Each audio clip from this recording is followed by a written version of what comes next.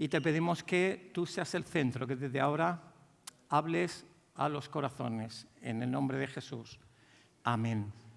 Estamos en una serie que se llama Antiguo Testamento y lo que intentamos es hacer un panorama desde septiembre hasta diciembre, utilizando cada uno de los libros cronológicos que nos ayudan a entender la historia del pueblo de Dios. Y comenzábamos pues con Génesis. Y de Génesis pues estuvimos hablando de... ¿te acuerdas de qué? Díselo a tu compañero, a ver si te acuerdas. ¿Vale? Igual que Dios es un Dios creador, Dios nos ha llamado a ser creativos. En segunda instancia estuvimos hablando de Éxodo, que la predicación fue Randy, y hablaba de que, igual que el pueblo de Dios fue liberado de la esclavitud de Egipto, nosotros somos libres en Jesús. En tercer lugar estuvo Andy de Inglaterra, cerca de Londres, y él hablaba de que somos diferentes, que Dios a través del libro de Levítico muestra unas normas o una forma de hacer simplemente que son la respuesta a lo que hay en nuestro corazón. Luego estuvo con nosotros Rob y nos hablaba de números y decía que bueno, somos siervos, seguidores de Jesús. Luego estuvimos hablando, ya lo llevaba yo, en Deuteronomio, y estuvimos hablando de oye. Escuchar la voz de Dios. Fue una predicación que hice aquí, muy cortita, un tiempo de supernatural que hicimos, pero es oye la voz, incluso óyela directamente, porque la relación de Dios es directa. Y la semana pasada hablábamos de ya. Ya es el momento de ponerse en acción porque muchas cosas suceden y porque hay una necesidad bárbara en nuestro contexto y tú tienes el tesoro de Dios. Ya es el momento. Ahora es tarde, ayer ya pasó, hoy vamos tarde, es ya el tiempo. Entonces, hoy quería hablarte de otro libro que es Jueces y quería transmitirte el mensaje de que somos pequeños que pueden hacer grandes cosas. Y hoy, como está aquí mi mujer, pues no puedo hablar de cómo nos conocimos, porque me vetaría, pero sí que quiero hablar de otra experiencia que me sucedió hace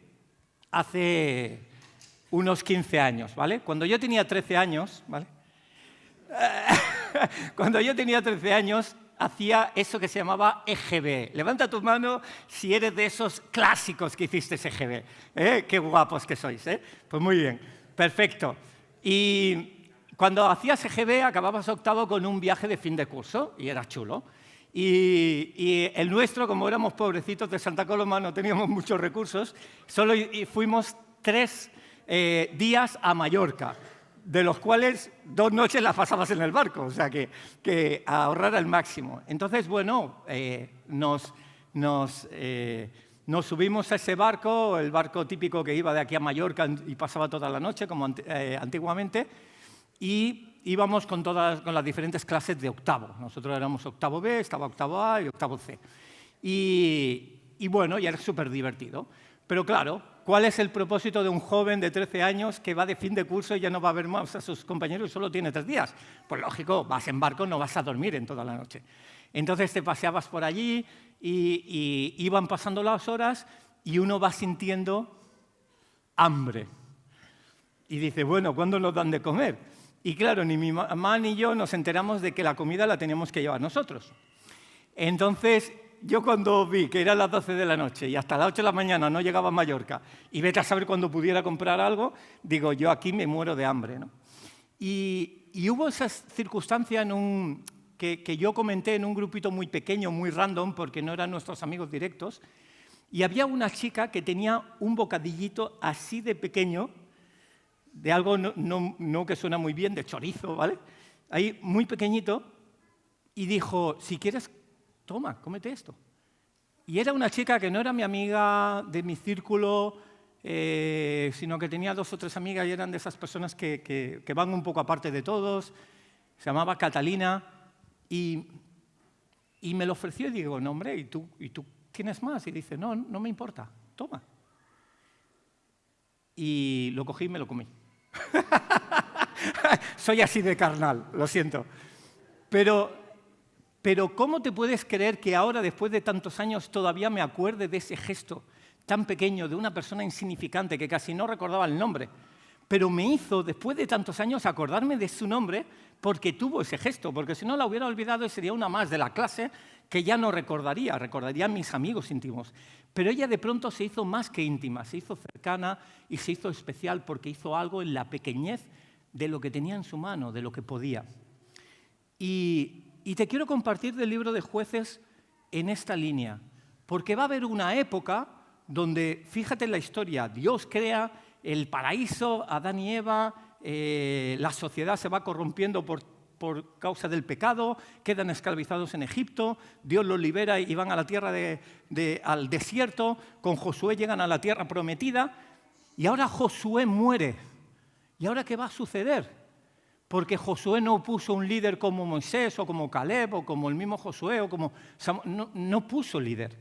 Entonces, dice la Escritura que el libro de Jueces en diferentes ocasiones se deja alinear por esta frase que dice en Jueces 21, 25, en estos días no había rey en Israel, cada uno hacía lo que bien le parecía.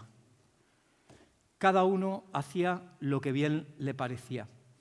Y quería mostrarte cuál va a ser la situación del pueblo de Israel, ¿vale? Sobre todo me gusta que podamos al menos entender un poquito la historia para ubicarlo. Entonces Josué ha conquistado mucho, pero comienza el capítulo pues explicando de su muerte. Evidentemente ya no es Josué quien escribe, el libro de Jueces. Hay una tradición judía que habla que fue Samuel, más o menos en el año 1000 antes de Cristo, que lo escribió. La época de Jueces va desde el 1384 hasta el 1000 aproximadamente, que ya empiezan los reinados de Saúl y luego David, etc. Pero hay otra tradición que dice, no, fue posterior en el siglo V o VI, pero independientemente de eso va a ser un autor que ya está escribiendo en el tiempo de los reyes, porque dice, es que en esa época no había rey y cada uno hacía lo que bien le parecía. Y fíjate la distribución que dejó Josué en el mapa, si lo podemos proyectar. Ahí tienes el mapa de las diferentes tribus, de las 12 tribus que se van a organizar. Simeón, Rubén, Manasés en dos partes, dos porciones, al este y al oeste del Jordán, Neftalí, Aser, Gad, Efraín, Dan, Judá, etc. Hasta 12. Hay algunas curiosidades que podemos visualizar. El 12, ahora los que estáis haciendo hebreo, pues encontraréis muchas cosas que irán sucediendo, pero el 12 es un número que está simbolizando gobierno. Y Dios quiso 12 tribus que están mostrando y que se han repartido el territorio. Si te fijas, 12 personas de gobierno nos habla también de Jesús y los 12 discípulos, los 12 apóstoles, por ejemplo. Y hoy, en el libro de Jueces, pues hablaremos... no hablaremos de todos, pero mencionaremos al menos 12 de los jueces que nos habla el libro, porque también menciona a 12 jueces, por lo tanto seguramente había más, pero nos habla en esa circunstancia. Entonces tenemos la tierra repartida, pero ¿qué sucede? Que como cada uno hace lo que bien le parece, cada uno se va a los Baales, empieza a relacionarse con los cananitas de la tierra, empieza a hacer las cosas de la tierra y se van apartando de Dios. Y entonces, de pronto, el ciclo va a ser siempre el mismo. Va a haber un momento que entran con Dios, empiezan a hacer cosas que a Dios no le agrada, ponen becerros de oro, los adoran, sacrifican niños, hacen lo mismo que los cananitas. Entonces Dios se aleja, permite que entre un invasor, sean los filisteos, sean los cananitas, sean diferentes pueblos que van a atacar, los moabitas, y ante ese ataque y esa hambruna que va a venir, Dios permite que haya un clamor en el pueblo, decir, Dios, sálvanos de esto. Y cuando piden la salvación, Dios envía o levanta, mejor dicho, un libertador entre esa zona y que libera del pueblo, de los filisteos, de los galaditas o de los que fueran. De tal manera que el ciclo siempre va a ser lo mismo. Cercanía con Dios, alejamiento de Dios, invasión de un pueblo extranjero y cruel, clamor a Dios, Dios levanta un libertador, liberta al pueblo y durante quizás 30 o 4 años hay paz. Y míralo, y lo miro en mi propia vida. en nuestra propia vida, ¿hay en algo que nos hemos separado de Dios? Porque cuando damos la espalda a Dios, Dios se comporta como si nos diera la espalda. Y empezamos a sentir el frío de estar viviendo una vida sin Dios. Deseando al máximo que volvamos a girar la espalda y busquemos a Dios. Pero a veces suceden cosas horribles justamente cuando hemos tomado decisiones que nos van apartando de Dios. Quizás decisiones que son muy coherentes, pero que son las decisiones que tomaría cualquier persona de este mundo, como los cananitas entonces. Pero en el momento que nos volvemos, Dios de pronto trae una resurrección, una liberación, un nuevo tiempo de forma excepcional. Entonces reflexionemos en eso, en qué damos pasos que nos alejan de Dios y en qué damos pasos en que nos acerca a Dios porque vamos a ver su favor. Y acabando un poquito con la historia, porque luego nos fijaremos en un solo personaje, resulta que, como te decía, como cada uno hace lo que bien le parecía, en diferentes zonas se levantan diferentes libertadores. Y tenemos otro mapa que indica, hay un mapa exacto que indica diferentes libertadores en zonas Otoniel, Samgar, Ibsán, Débora, Gedeón, Sansón, Jefté, Tola. Son diferentes libertadores en diferentes zonas. Y ahora voy al objetivo de la predicación. Son hombres pequeños, son mujeres pequeñas, son personas insignificantes en su estado. Uno era conductor de bueyes, el otro era agricultor, y dice, ¿a mí me estás llamando para liberar a este pueblo de los filisteos? ¿Me estás llamando para contrarrestar este ataque del norte? Y Dios levanta a personas pequeñas como tú y como yo. Y esto nos sucede. Fíjate que tú en tu trabajo eres ese pequeño y esa pequeña que está hablando a tus compañeros de que Dios existe. En un mundo de cananitas que hacen cosas raras, que creen que son buenas, que nosotros no acompañamos. Yo me acuerdo que en mi trabajo siempre en el colegio pues decían, bueno, pues cena de fin de curso, vamos todos los profes y luego nos vamos a la discoteca y luego no sé qué y tomamos un chupito y no sé qué. Y entonces digo, Señor, ¿cómo gestiono esta situación? No quiero ser el raro que no quiere ir a nada y no quiero ser tampoco el que esté acompañando algo que en mi corazón no está. Y Dios me dio la solución. Ves a cenar con ellos y después de la cena te retiras amablemente. Ya está. Has estado con ellos, pero dices, no, prefiero irme a casa a descansar. No, es algo que, no me apetece. Ya está. Y entonces de pronto estás en la tierra, pero no perteneces a los de la tierra. Eres peregrino. Y aquí hay muchas personas pues que es una maravilla escuchar lo pequeño en las cositas pequeñas. Yo me acuerdo hace un tiempo, Marlene, cuando estaba dirigiendo local, que le decía, Marlene, siempre te veo a ti barriendo, limpiando y en los lavabos. Y digo, ¿tienes un equipo que lo hagan los demás? Y dice, pero pastor, es que me gusta servir a los hermanos. Eso es una joya de persona. Eso es una maravilla. Ahora tuvimos el grupo de vida el viernes y es un grupo de jóvenes y hay chavales, pues, no sé, entre 19 y 32 años, no lo sé, más o menos. Y alguno decía, es que he buscado la estrategia de Dios, de buscar a Dios en mi soledad, pero me he dado cuenta que no es la estrategia que funciona, que Dios quiere comunidad. Y es algo que en su juventud, pues buscando a Dios, lo ha descubierto con Dios. Otra persona que decía, yo estaba siempre ahí comiendo en mi casa, no sé qué, y me di cuenta que hay un plan mejor para mi vida. Y de pronto ahora es un ejemplo para otros. Y en esas pequeñas cosas, que podría citar a cada uno de vosotros maravillas que escucho de vuestros trabajos, de vuestros colegios, de vuestros... El otro día recibí un audio de una chica que está vinculada con la iglesia de Roda, que tiene una conocida en Canarias, y me envió un audio de lo que está sucediendo. Y esa mujer pues tiene un deseo de abrir una iglesia en Canarias, y entonces intenta conectar con nosotros para ver qué sucede. Y aprovechó para explicar la situación de su hija. Es decir, una mujer en Canarias tiene una hija, y esa hija, no sé exactamente qué edad tiene, pero ella, a los fosques, Y se pone interesante esto. Misterioso. Y ahora podéis ir todos que no me darán cuenta. Bueno, entonces esta chica comentaba a la madre y dice, es que es una maravilla. Va al colegio y cree en Dios y va con su Biblia y a la hora del patio se va a un rincón y se sienta en una mesa y empieza a leer la Biblia. Ha sido objeto de burla, le han dicho, ¿pero qué haces? ¿Pero qué tontería? Y ella, bueno, es mi Dios, yo creo en esto y ya está. Y no ha cambiado en su firmeza. Pero ahora ya hay niñas que se le acercan, se sientan con ella y están leyendo la Biblia juntos.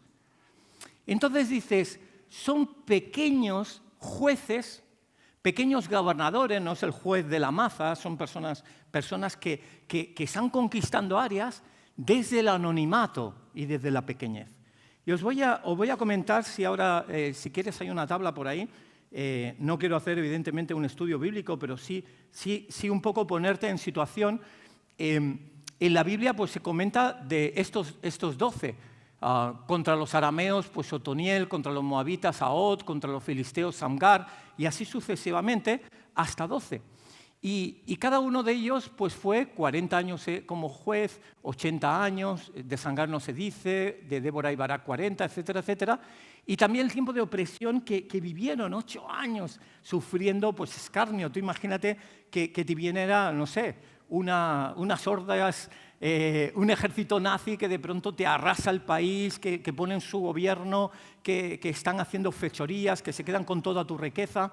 Y tuve una hambruna con un país ocupado. Y esto estaba sucediendo con los diferentes casos y Dios levantaba personas. Pero ya conduciendo el cómo levantaba personas, la historia en Jueces nos habla que antes de todos estos jueces, ¿cómo empieza el libro? Empieza el libro diciendo que entran en esa tierra prometida, que ahora Josué ya va a fallecer y el pueblo le dice, Dios, ¿cómo seguimos la conquista? No hemos conseguido toda la tierra, ¿cómo la continuamos? Y Dios, entre todas las personas, elige al cuarto hijo de Jacob, que es Judá. Y Judá va a ser la persona que va a entrar y va a conquistar Jerusalén y va a ser la persona que nos habla de Jesús. Judá, de la tribu de Judá, de la estirpe, del ADN, viene Jesús. Y de pronto te dices, cualquier conquista comienza por Jesús. Jesús, ayúdame, no soy yo el que lo va a hacer. No va a ser Samgar, no va a ser Otoniel, no va a ser... Vas a ser tú, empieza tú la conquista. Jesús, ves derribando. ¿Cuántas veces ganamos victorias? No de pie, sino de rodillas. Yo he tenido conflictos en el colegio que digo, mañana lunes no quiero ir. Tengo alumnos en contra o la dirección que pueden ir. Puede ser un conflicto por una tontería o porque me he posicionado en algún área que no veían. Y digo, Señor, ¿cómo solucionamos esto? Y ha sido de rodillas decir, Señor, ve tú delante y haz tú la batalla. Y llegar el lunes y ver a esas personas conmigo súper amables, de pronto no había ningún conflicto, y digo, a esto se le ha ido la olla. Y no es que se les haya ido la olla, es que el Espíritu Santo de Dios, en la historia del Espíritu Santo de Dios, estaba moviendo y haciendo cosas. Por tanto, antes de tomar la estrategia o tomar la decisión o tienes que gestionar eso, ora a Dios que Dios apague el fuego, que Dios dé sabiduría a esa persona, que Dios reconvierta a esa persona.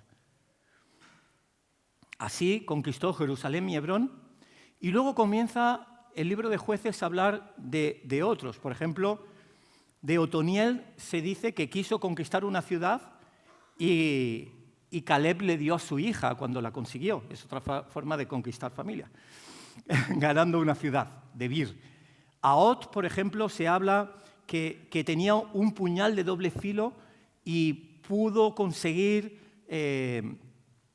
conectar con el rey de Moab y y le clavó este puñal en el vientre y salió todo lo que contiene el vientre. O sea, un cuadro un poco feo, pero cómo liberó de los moabitas un hombre sencillo como Ahot. Sangar, que hablaremos de él un poquito más tarde. Débora y Barak. Débora se sentaba debajo de un árbol y profetizaba y ayudaba, pero a través de ellos pudieron acabar con Sísara, la cual una mujer llamada Yael clavó una estaca en su corazón y permitió que fuera liberado el pueblo. Y bajo esa palmera Dios ayudaba a Débora, pero era solo una zona del pueblo. Cada uno hacía lo que bien le parecía, pero eran pequeñas personas distribuidas como tú y como yo en este mapa. Gedeón, que decía, ¿me está llamando a mí? Pero era un hombre que Dios le veía que estaba guardando todo el trigo, escondiéndolo para cuando vinieran los moabitas no le quitaran el trigo. Y entonces Dios dice, pues tú vas a liberar. Y dice, ¿yo? ¿Acaso yo? Y empieza a poner pruebas a Dios porque dice, no puede ser, yo no soy mejor que mis padres. Pero Dios lo levanta hasta ser Jerobaal, el que derriba Baales, el que derriba mitos. Y tú dices, ¿esto qué puede ser? ¿Derribar un mito es tirar un becerro? Sí, pero en esta época es decir, no, es que yo creo en Dios. Es que el universo fue creado con Dios, sino ¿cuál es la causa del universo? Es que el aborto es un tema que, no sé, yo soy pro vida y Dios da la vida, vamos a acompañar a que las personas tengan la oportunidad de vivir. Todo el tema de adicciones, pues cómo Dios nos ha dado una vida plena. Y te vas posicionando en temas que quizás son eutanasia o temas claves, el ejército, una guerra, y te vas posicionando conforme Dios se posiciona, aunque este país, o aunque esta nación, o aunque esta sociedad piense de otra manera, es derribar ídolos. Tola tan solo se dice que estuvo gobernando por 23 años. De Jair se dice que tenía 30 hijos, con 30 asnos y 30 ciudades. De Jefté, que todavía engañado y contagiado por las cosas de los cananeos, pues dijo, el día que vuelva de la guerra, la primera persona que venga a saludarme, pues la sacrificaré en holocausto, haciendo lo mismo que los cananeos, no falta matar a nadie para darle gracias a Dios. Pero lo hizo y las cosas se condujeron a que fuera su propia hija la que viniera a celebrar la victoria y tuvo que entregarla a Dios. No se sabe en qué forma, pero la Escritura dice que él pues, tuvo que responder a su promesa. Pero fue un hombre de Dios, Jefté, que liberó a tanto pueblo. Ibzán sale de Belén, algo de Belén puede salir, algo que sea interesante, como Jesús. Elón, 10 años juzgando, Abdón, con 40 hijos y 30 nietos, gobernando. Sansón, que fue un hombre que se dejó llevar por su propio carácter y su propia carnalidad. Pero aún así Dios respondió al llamado que tenía de liberar al pueblo de los filisteos y en su muerte acabó, como sabéis, esclavo, ciego, apresado y muerto finalmente, porque esa es la causa del pecado, pero en el momento de su muerte derribó un templo donde murieron más filisteos que en ninguna ocasión anterior con él. De tal manera que vemos muchas historias de muchas pequeñas personas que hacen grandes cosas. Y te dejo un momento para que pienses qué pequeña cosa tú como pequeño y yo como pequeño estamos haciendo con el poder de Dios. Y míralo en positivo. Muchos tendemos a decir, es que yo no hago nada para Dios. Tú piensa cómo se ha transformado el pensar de tu vecino, el ser honesto en tu trabajo, cómo te han buscado para desahogarse y poderse expresar porque ven algo diferente en ti, por ejemplo, algún familiar, cómo en la iglesia pues te desarrollas para bendecir a otros. Piensa un momento, cómo de pequeño eres, pero cómo Dios te ha dado la oportunidad de traer luz en tu entorno, aunque sea pequeñito, porque Dios obra así también.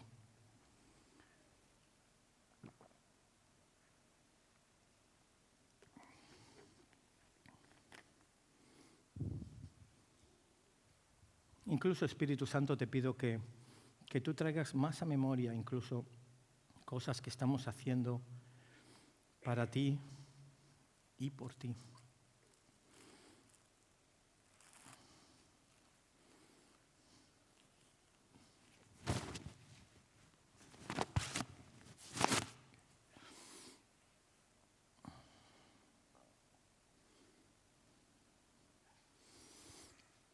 Y vamos a leer un versículo de la historia que me quería enfocar. Es un versículo tan solo que habla de uno de ellos, que es Samgar. Y dice el escrito, si lo podéis proyectar, gracias. Después de él, es decir, del anterior, que era Aot, fue Samgar, hijo de Anat, el cual mató a 600 hombres de los filisteos con un aguijado de bueyes, y él también salvó a Israel. Jueces 3:31. No dice nada más, es solo un versículo. Pero te da la mirilla para ver toda una dimensión impresionante de lo que está y de lo que sucede en su vida. Samgar estuvo bajo muchos años de opresión del pueblo filisteo, no se indica cuánto, pero llegó a estar hasta 7 años como juez. Y vamos simplemente a detallar este versículo y luego os voy a dar una proyección como iglesia y acabaremos ahí, ¿sí? Pero vamos a intentar ver qué nos dice. Por ejemplo, dice que se llamaba Samgar. Y en hebreo, ¿sabes qué significa Samgar? El que huye. Imagínate qué pequeño. A veces nos dicen, es que vas a ser no sé qué, o Dios te va a usar en tu familia. Y digo, yo, el que huye. Era de la tribu de Neftalí, no es muy conocida. Más o menos estamos hablando del 1253 a.C. Y era hijo de Anat. ¿Y sabes Anat qué significa en hebreo? Respuesta. ¿Acaso podemos preguntar a Dios cuánto han orado nuestras madres para que seamos la respuesta? ¿Cuánto han orado nuestros padres incluso antes de concebir para que seamos la respuesta? Los que tenemos hijos sabemos que hay una proyección y un legado que dices que seas mejor que yo en extender el reino de Dios, en ser blanco delante de esta sociedad, en ser un fervoroso amante de la intimidad de Dios. Y tienes ese deseo, pero incluso antes de tener hijos. Yo hablo con muchos de vosotros y algunos jóvenes que no tienen ni pareja, pero que han dejado de hacer un pecado, y me lo han explicado, han dejado de hacer un pecado para que eso no se traslade por herencia a sus hijos. Porque tienen esa conciencia de futuro. Y qué bonito tú, papá, tú, mamá, y hablo proféticamente a los que un día seréis, pues que en vosotros esté la respuesta y que también sea a través de vuestra descendencia. Porque todo lo que haces bien para Dios tiene bendición, dice la palabra, por más de 1000 generaciones. Y continúa diciendo, ¿te acuerdas qué significaba Samgar? El que huye. ¿Te acuerdas qué significaba Anat? Respuesta. ¿Te acuerdas en el año que estamos? 1253 a.C. Gracias. ¿Pero qué hizo? Mató a 600 hombres. 600 hombres no es mucho. Piensa que el territorio de Israel, si tú no lo tienes muy ubicado, es muy fácil. Nosotros que somos catalanes y vivimos aquí, es muy fácil. Tú juntas la provincia de Barcelona, la de Girona y la de Tarragona, eso es Israel, ese tubo. Lleida ya no cabe, o sea que es un país muy pequeño. Pero está matando solo a 600. 600 son los que viven en mi bloque de pisos prácticamente. Pero solo mata a 600 personas. ¿Pero cómo lo mata? Con una aguijada de bueyes. Yo no tengo una aguijada de bueyes, sino el paraguas de Josué Merino. Gracias. y una aguijada de bueyes más o menos era como esto, con una parte más puntiaguda, ¿no? Más puntiaguda, con lo que servía para atizar ¿a quién? A los bueyes. Por tanto, quiere decir que Shangar, ¿a qué se dedicaba? ¿Era informático? ¿Era economista? No, era boyero, o sea, conducía bueyes, que era como la profesión de las más bajas inimaginables, era conducir unos bueyes. Y entonces, con eso, le iba atizando y los bueyes pues, podían seguir conduciéndose. Pues con un instrumento no más largo que esto, con una punta, la edad de bronce está a punto de acabar, pero no era de las armas bélicas más poderosas, simplemente con un instrumento como este, llegó a poder contra 600 filisteos.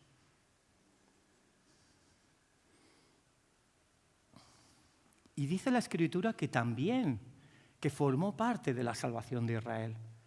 Gracias a todas estas luchas se permitió que luego continuara, hasta incluso la palabra hasta nosotros. ¿Cómo se sentiría Shangar? Siendo un hombre boyero que conduce unos bueyes, de pronto viene mucha gente y toma lo que tiene ¿en qué? En su mano. Simplemente toma lo que tiene en su mano y se arroja a servir a Dios. Y vence, evidentemente, por la gloria de Dios, con ese instrumento. Y yo te pregunto, ¿qué tienes en tu mano que pueda bendecir a otros? ¿Qué tienes en tu mano? ¿Eres bueno con la informática? ¿Estás ayudando a personas? ¿Sabes tocar un instrumento? ¿Estás ayudando a personas? Una cosa que me gustó de Joel, y no quiero hacer aquí exposición, pero una de las cosas que nos gustó es que nos dijo el tutor, dice, es una persona que está ahí y se le acercan para que les ayude. Y él es buenecillo en matemáticas y tal, y dice, bueno, pues lo que tiene lo da. Pero tú tienes muchos más ejemplos, disculpa que haya puesto el de mi hijo, ¿no? Pero me vino a mente, pero ¿qué tienes en tu mano que pueda ayudar a otros? Los que trabajáis delante de un ordenador, y algunos he escuchado que decía, bueno, es que son muchas horas delante del ordenador, pero pienso en la gente que estoy bendiciendo detrás de esto. ¿Qué tienes en tu mano que pueda ayudar a los demás? Bueno, es que no sirvo a Dios, es que no soy el líder de no sé cuánto. Tienes 2 manos para ayudar en una mudanza. Tienes pies, ojos y boca para ir a visitar a una persona enferma en el hospital. El otro día en Berlín hice un free tour y el guía era muy pintoresco y decía, ¿sabéis cómo se consiguen amigos? Dice, los amigos son los que vienen a verte al hospital cuando nadie viene. Dice, esa amistad ya no se olvida. Y es tan sencillo, no necesitamos ser el pastor de no sé dónde, de Connecticut, ni escribir 3 libros, ni... Eres pequeño, soy pequeño, tenemos a Dios que va delante. Dios nos ha dado dones en nuestras manos, sencillez. Dice las estadísticas que cada persona tiene más de 2.000 dones. Puede ser en comunicación, puede ser en consejería, puede ser en paciencia o en laboriosidad, puede ser en ser bueno limpiando, puede ser bueno con temas artísticos, puede ser bueno... Más de 2.000. ¿Y qué estamos poniendo a manos de Dios? Y voy a finalizar dejándote 4 frases y una visión como iglesia que continúa un poco lo de la semana pasada. La primera frase es recordarte que cuando el pueblo da la espalda a su Dios, Dios se comporta como si diera la espalda a su pueblo. Por tanto, ayuda a las personas a que no den la espalda a Dios. En segundo lugar, te quiero compartir que cuando hay un conflicto con poder, Dios usa las minorías con mayor poder. Y si ves, el mismo Jesús viniendo de Nazaret y de Belén, o sea, son pequeñas minorías, y en la historia los hugonotes, continuamente ves pequeñas minorías que hacen maravillas.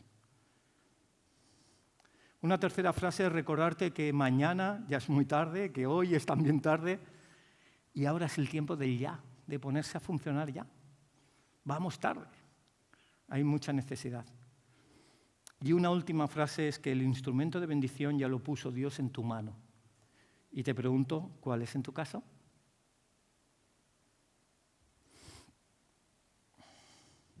Sí, Espíritu Santo de Dios, te pido que tú traigas a memoria o a conciencia cómo podemos ayudar a otros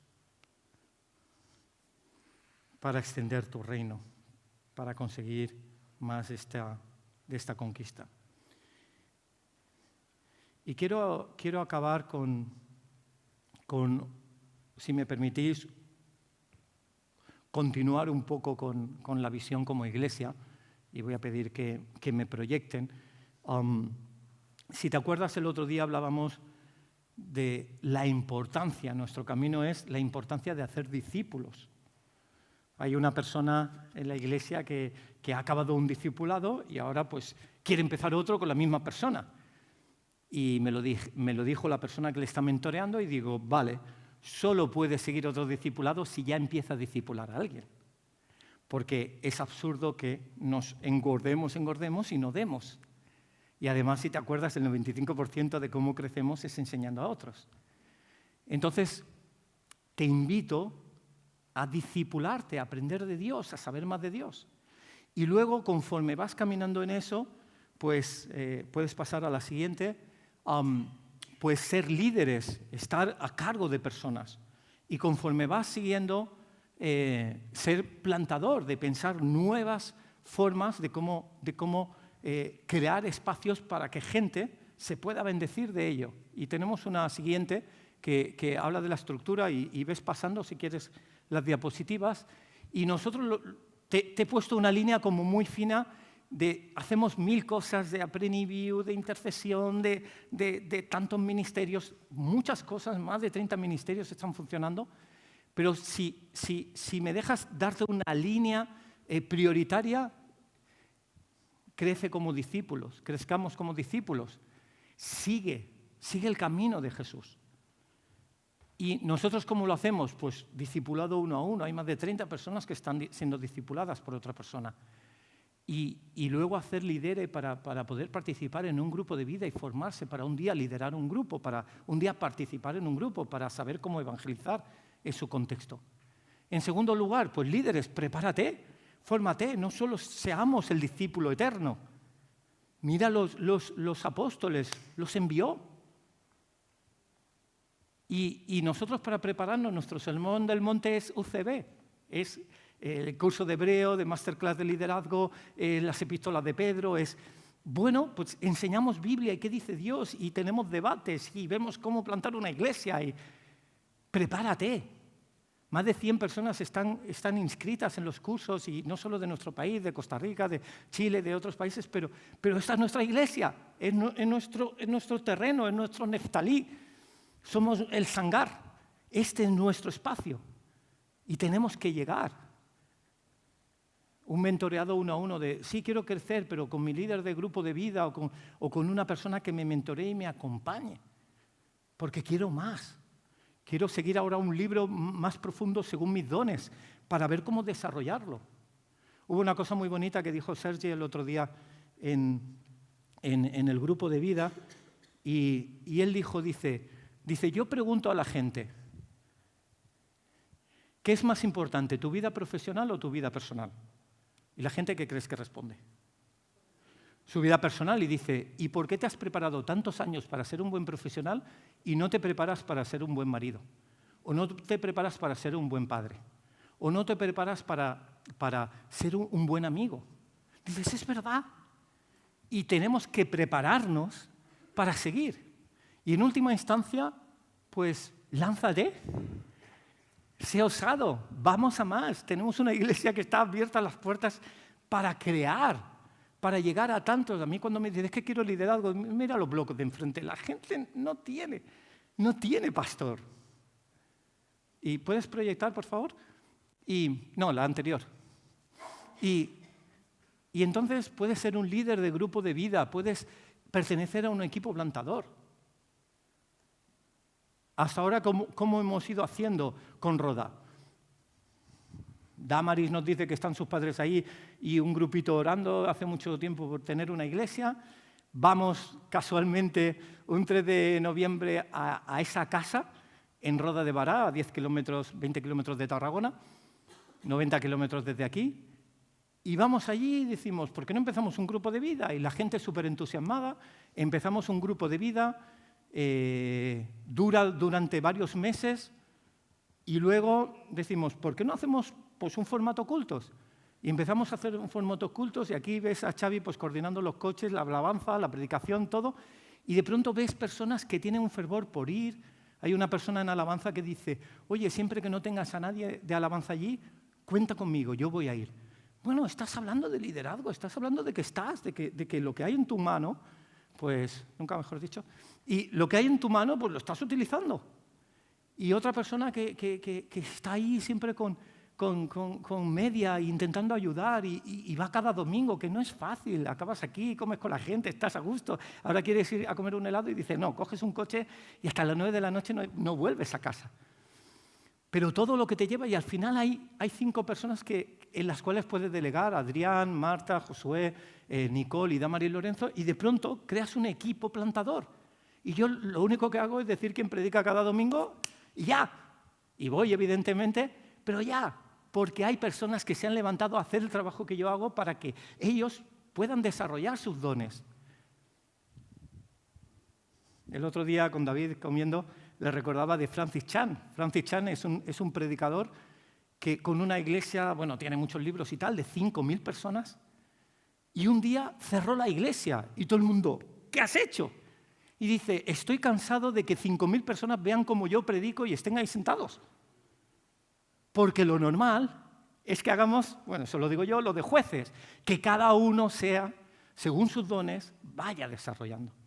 Entonces, te lo quiero representar como un árbol y decirte cuáles son las claves de nuestra iglesia. Lo primero es que profundicemos con Dios, en intimidad con Dios. Porque si no hay esa profundidad, nos ocuparemos del tener y del hacer, pero no del ser. ¿Por qué hicimos el domingo pasado intimidad con Dios? Porque queremos crecer en eso. ¿Por qué hacemos ahora hebreo? Porque crecemos en eso, en ver el carácter de Dios. Y tantas predicaciones que han ido en esa línea. Pero luego es como un tallo, va creciendo y eres discípulo. Y luego como unas ramas vas siendo líder y vas sosteniendo. Y al final das un fruto con una semilla que puede plantar en otro sitio y dar otro manzano. Y te invito a ello.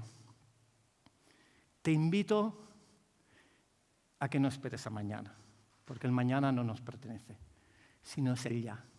Y quiero hacer 2 llamados para finalizar, disculpadme que me voy de tiempo, me ponen ahí 25 minutos y siempre veo -5, -10, -20, me paso un poquito, disculpadme. Pero voy a hacer 2 llamados. Una, si quieres conocer al que vino de la tribu de Judá, si quieres conocer a Jesucristo como tu Salvador personal. Si hay alguien aquí que no conoce a Jesús, no tiene una relación con Él, piensa que cuando se muera no sabe dónde irá y quiere tener la certeza de que Jesús murió por él o por ella. ¿Alguien quiere conocer a Jesús en esta mañana? ¿Puedes levantar tu mano? Simplemente te vamos a acompañar en una oración de invitación a Jesús. Simplemente eso. ¿Quieres conocer a Jesús en esta mañana? ¿Puedes levantar tu mano?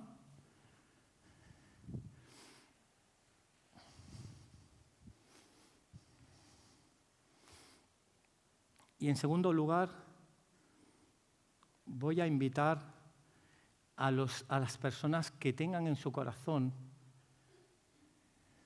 dar ese paso hacia adelante. Si yo digo algo así como ¿quieres más de Dios?, nos vamos a levantar todos y vamos a venir aquí todos. Y no es la idea. La idea es, si tú ya tienes un sentir de querer plantar una iglesia, de querer ser un día, pues, pastor, evangelista, apóstol, lo que sea. Si Dios te está hablando, si quieres que oremos por ti simplemente para que Dios vaya conduciendo, si quizás tienes promesas pero no estás caminando en ellas y quieres quizás un empujón espiritual y una decisión personal con Dios para ir más en ello. No todo es plantar iglesias, porque si no nos quedamos sin. Hay personas que dicen, no, yo no estoy llamado a plantar iglesias, estoy llamado a ser columna de mi iglesia. Y se necesitan.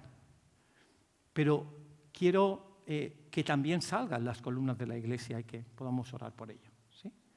Entonces, voy a pedir al grupo de adoración, el resto vamos a estar adorando, pero te voy a pedir que salgas aquí y no ninguna pretensión, sino